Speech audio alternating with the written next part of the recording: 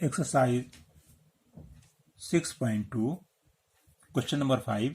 In figure, if AB is parallel to CD, माने AB parallel to ये CD है, and angle APQ ये वाला 50 डिग्री बता रहा है, and PRD माने ये वाला एंगल 127 है। तो हमको x की वैल्यू और y की वैल्यू हमको पता करना है। तो क्या होगा, हमारा angle APQ is equal to हो जाएगा PQR। ये वाला एंगल जो है हमारा इस एंगल के बराबर होगा, क्योंकि यह है अल्टरनेटिव इंटीरियर एंगल, माने ये वाले लाइन काटती है ना, तो ये वाले एंगल है ना, ये वाले एंगल, ये एंगल आपस में बराबर होते हैं, ये वाले, ठीक है। एक ये हो गया, तो माने हमारा निकल आया x इक्वल टू हमारा 50 डिग्री निकल आया, माने ये हो गया 50 डिग्री। अब एंगल तो ये पूछ रहा था, इसको निकाल लिए। नेक्स्ट है एंगल ए,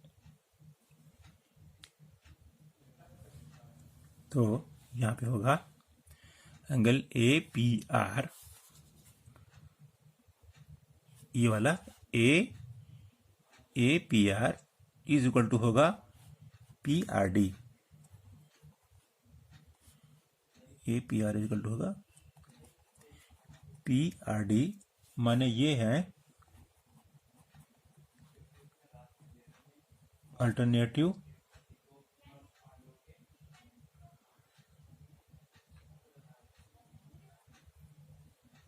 इंटीरियर एंगल।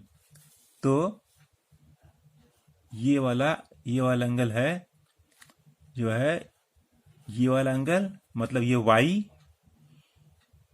ये वाला एंगल मिलके ये APR होगा, मतलब इसको ऐसे लिख सकते हैं हम कि APQ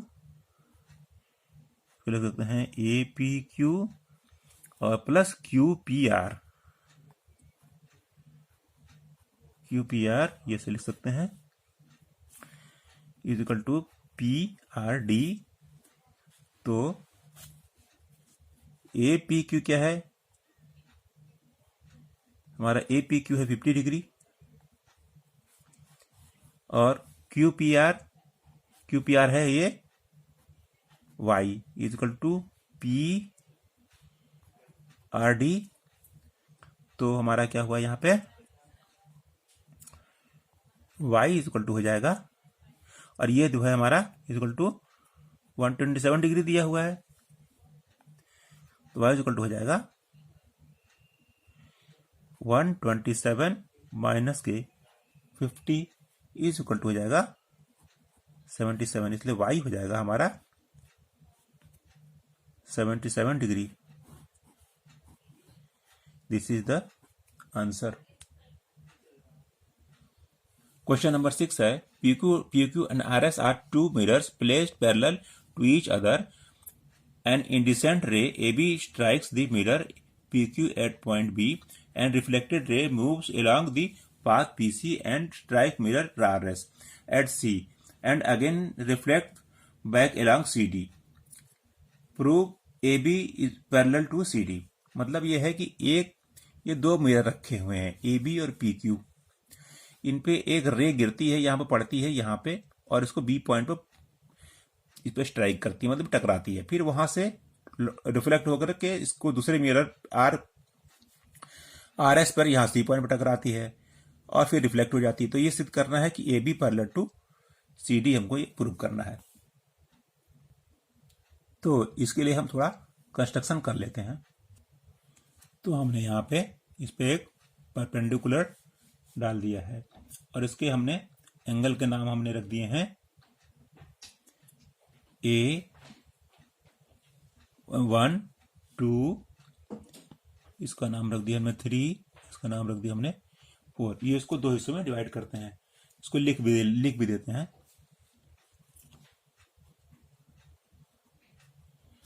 कंस्ट्रक्शन में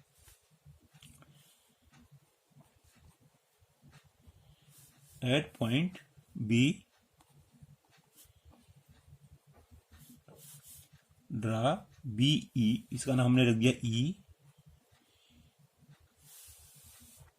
इसका नाम हमने रख दिया एफ।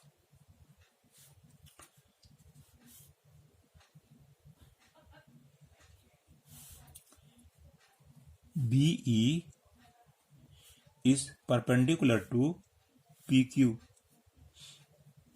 इस पे एक मैंने perpendicular eight point C.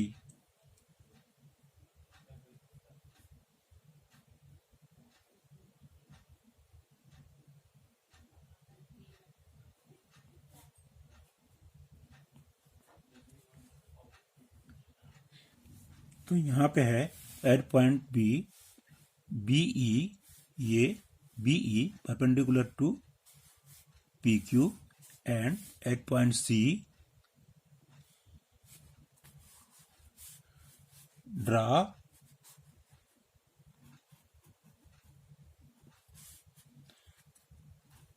C F perpendicular to R F, माने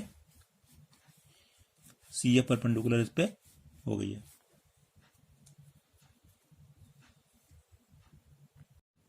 तो ये हमारे आर एस को आर एफ परपेंडिकुलर हो गया। तो अब इसमें हमारा बना लिया हमने, इक्वेशन बन गया हमारा कि angle 1 is equal to angle 2 and angle 3 is equal to angle 4।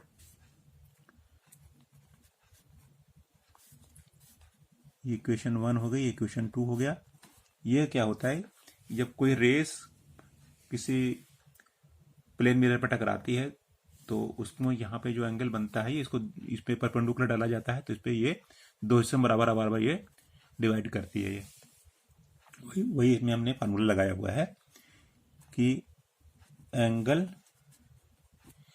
Of incident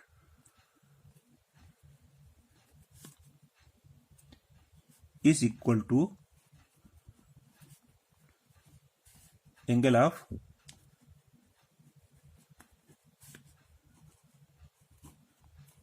reflection. जिस एंगल से ये जाएगी उसी एंगल से ये वापस टकरा के वापस जाएगी। तो यहां पे क्या होगा,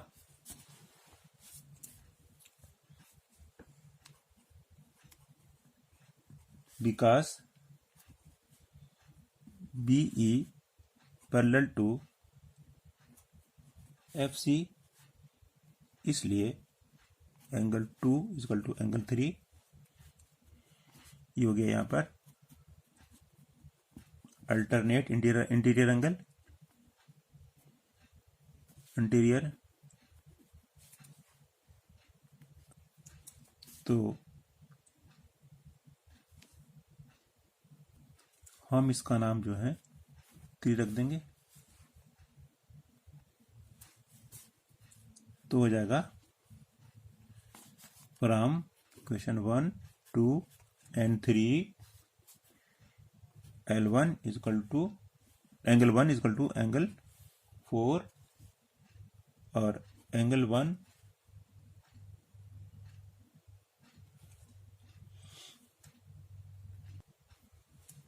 इक्वल टू एंगल 4। अगर हम इसमें 2 का मल्टीप्लिकेशन करते हैं तो कोई दिक्कत नहीं होगी। तो यहाँ पर ये हो गया, ऐसे लिख सकते हैं हम कि angle 1 plus angle 1 equal to angle 4 plus angle 4। तो यहाँ पर हमारा क्या लिख सकते हैं हम, angle 1 is equal to angle 2 और angle 4 is equal to angle 3 हम लिख सकते हैं। तो ये हो जाएगा यहाँ पे angle 1 plus angle 2 is equal to हो जाएगा एंगल 4 प्लस एंगल 3। तो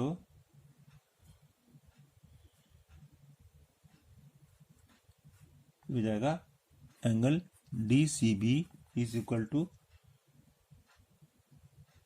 angle A B C.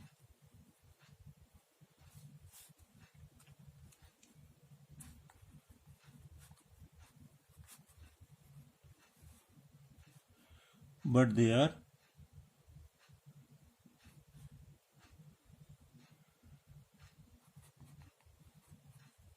alternate interior angle, इसलिए A B parallel to C D. This is the answer. मिलते हैं नेक्स्ट वीडियो में। अगर आपको हमारा चैनल अच्छा लगा तो लाइक सब्सक्राइब शेयर करें, साथ में घंटी वाले आइकन में दबाएं। Thank you.